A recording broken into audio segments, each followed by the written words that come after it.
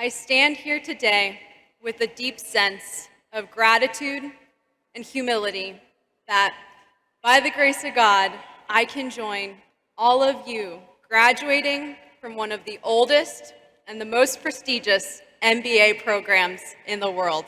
We did it!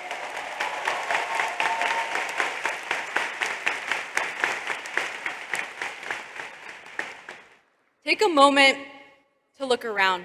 We have so much to be thankful for, to be here in person. So please make eye contact with your loved ones, and I ask that you blow them a kiss or wave them a thank you.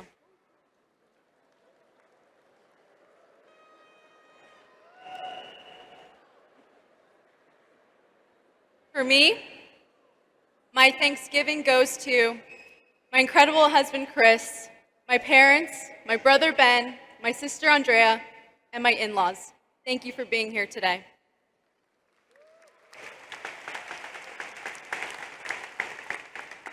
As we gather one last time together, I'd like to share two stories with you. The first is about my journey to Wharton, and the second is about our journey at Wharton. 2 years ago, I remember receiving the most joyous call in the world, the call that I'd been accepted to Wharton. As a grown woman, I was literally jumping up and down when I received the news from my admissions fellow. My joy came because I knew that this accomplishment wasn't just for me. It was redemption for my family's sacrifices. It was redemption for my dad's start here as a migrant farm worker, toiling in the fields in 110-degree humidity under the hot sun for 8 to 10 hours. It was redemption for my mom, who the moment she came to the US, she instantly gave back, volunteering to teach algebra at the local library while she herself was learning English. My mom instilled in me my love of learning. Coming to Wharton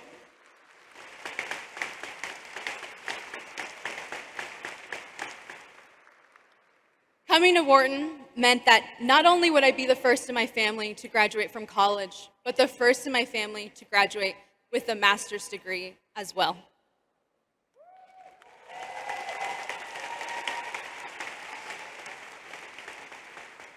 And after 2 years among you, my classmates, I know that we all have our redemption stories. So when my jumping stopped, I let the news sink in. I felt both joy and grief, realizing that what was supposed to be one of our greatest accomplishments was shrouded with uncertainty, as I felt unsettled about what would our MBA look like in the thick of a pandemic. This brings me to our story at Wharton, where we took on the challenges of a fully virtual first year. And in year 2, finally getting to experience Wharton as it should be experienced, in person, on campus. In many ways, our time feels cut short. An understandable response to the situation would have been for our class to lose engagement, to lose motivation, but that is not what we did. These past 2 years, we woke up every single day of our MBA and chose thriving over languishing, determination over discouragement, perseverance over apathy. Our class will forever be like no other. And looking back, I'm most proud of us because we took care of each other. The text, "Did you make it home okay?" became our norm.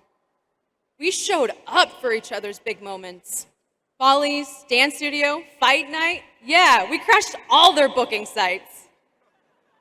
And most importantly, we were brave, channeling our courage to uplift one another through storytellers, real talk dinners, ventures, you name it.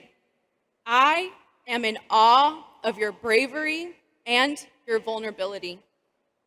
Now, like any good Wharton communications speaker, I can't finish this message without offering up a call to action.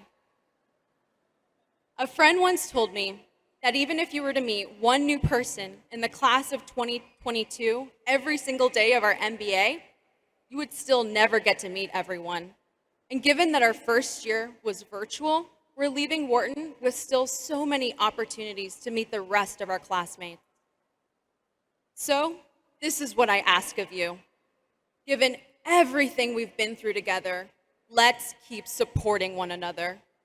Let's make sure that in the years ahead, we don't languish, but continue thriving.